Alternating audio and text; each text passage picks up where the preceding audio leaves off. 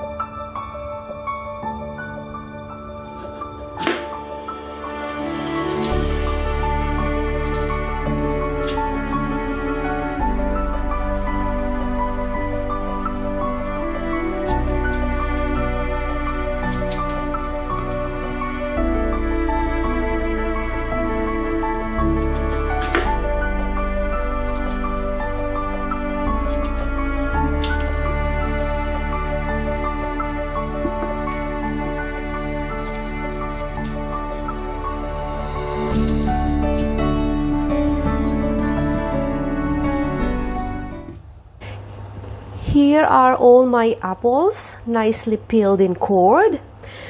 And I am just going to splash them with a squeeze of lemon just to prevent them from browning color.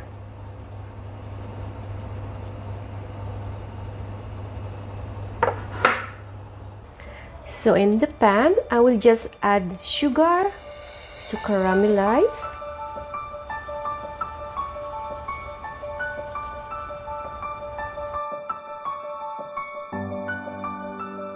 When it starts to melt the sugar, I'm going to add the butter.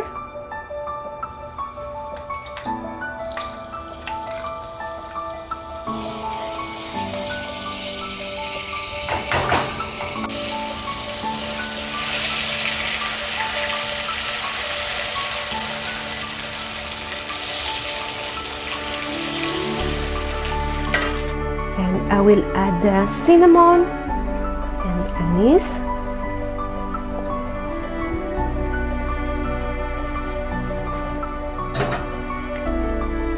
Then slowly I will arrange the apples.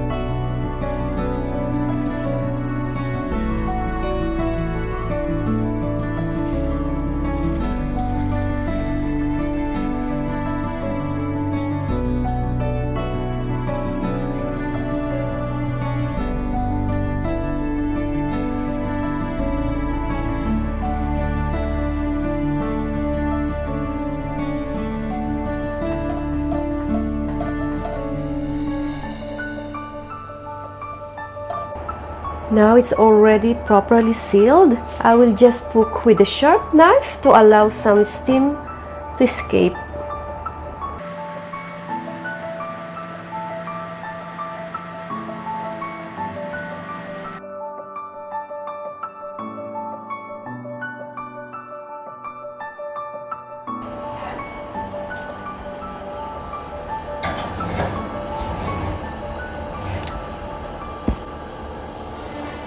Now it's already cooked, and this is a little bit tricky part in this process.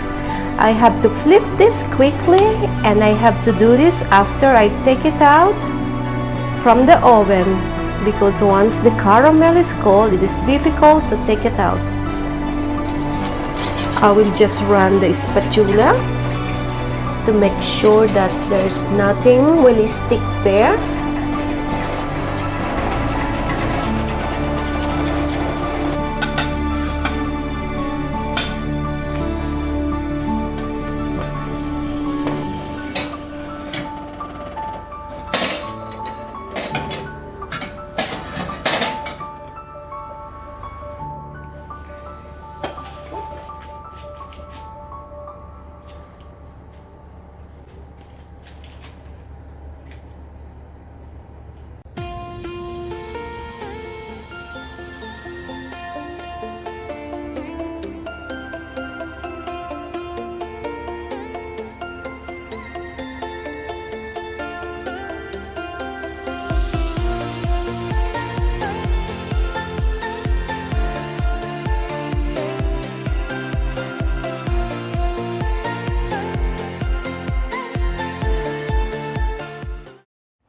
Hi, thank you so much for your time watching my videos. Please don't forget to like and subscribe and keep safe. Bye!